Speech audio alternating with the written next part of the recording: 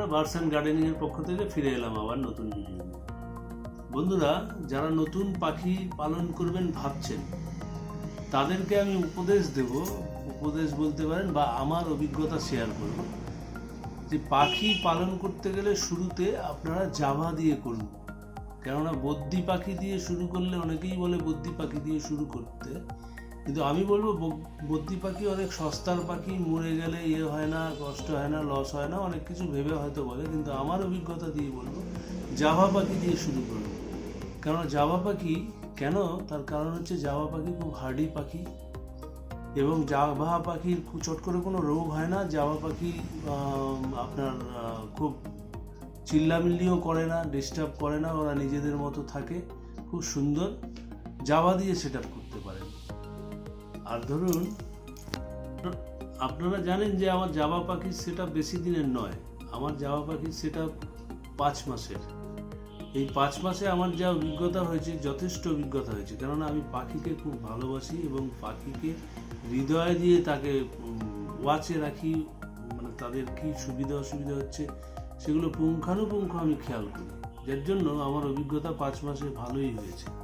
সেই অভিজ্ঞতা দিয়ে আপনাদের বললাম এই কথাটা। জাভা পাখি আর একটা জিনিস হলো, এরা স্নান করতে খুব ভালোবাসে এবং স্নান করা এদের স্বাস্থ্যের পক্ষে খুব ভালো। স্নান করলে কি হয়, এদের শরীর সুস্থ থাকে, চট করে শরীর গরম হয় না, হিট হয় না, হিট থেকে অন্যান্য রোগ হয় না, শরীরের স্নানের সাথে ওদের জীবাণুটা বেরিয়ে যায়। আর খাবারের কথা বলি, খাবারে এদের সিড মিক্সটা অবশ্যই দেবেন। সিড মিক্সটা যদি আপনারা স্ল্যাব করে দেন, একটা পাত্রে দিচ্ছেন, ধরুন 1 লাইনে দিলেন আপনারা ধানটা এদের খুব প্রিয়। ধান, ইন্দোনেশিয়াতে এই পাখি ধান খেতে ধান নষ্ট করে দেয় বলে ওই দেশের লোকেরা এদেরকে শত্রু পাখি বলেই জানে। ধান এদের প্রিয় খাদ্য। ধানটা তো অবশ্যই দেবেন, ক্যানারি দেবেন, সানফ্লাওয়ার দেবেন, মিলেট দেবেন, এরকম স্ল্যাব করে করে দেবেন। নালে ওরা কিন্তু পা দিয়ে আছড়িয়ে ওরা ওই যেই খাবারটা ভালো লাগে ওই খাবারটা খুঁজতে থাকে, আর খাওয়ার সেগুলো নিচে পড়ে নষ্ট হয়। সেই জন্য বন্ধুরা, আপনারা এইভাবে দেবেন খাবারটা। আর যেটা দেবেন সেটা হলো পিঁপড়ের ডিম। পিঁপড়ে জানেন আপনারা যে পিঁপড়ে, আমরা মাছ ধরতে অনেকেই পিঁপড়ে ডিম লাগে। সব জায়গায় হয়তো পাওয়া যায় না, কিন্তু আপনারা নিউ মার্কেটে পেয়ে যাবেন, মানিকতলা বাজারে, নিজের বৈঠকখানা বাজারে পেয়ে যাবেন। কিছু কিছু জায়গায় যেখানে থাকেন একটু খোঁজ করে দেখবেন। পিঁপড়ের ডিমটা এদের যেরকম স্বাস্থ্যের দিক থেকে খুবই উপকারী এবং খেতে ওরা খুব পছন্দ করে। তো পিঁপড়ের ডিমটা আপনারা অবশ্যই দেবেন।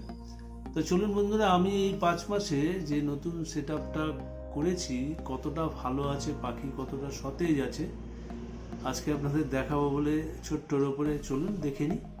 যাওয়ার আগে বন্ধুরা বলে দিই যে আমার ভিডিওটি যদি ভালো লাগে অবশ্যই লাইক করবেন, কমেন্ট করবেন, আর নতুন বন্ধুদের বলবো আমার চ্যানেলটি অবশ্যই সাবস্ক্রাইব করবেন, আর পাশে থাকা বেল আইকনটা ক্লিক করে দেবেন।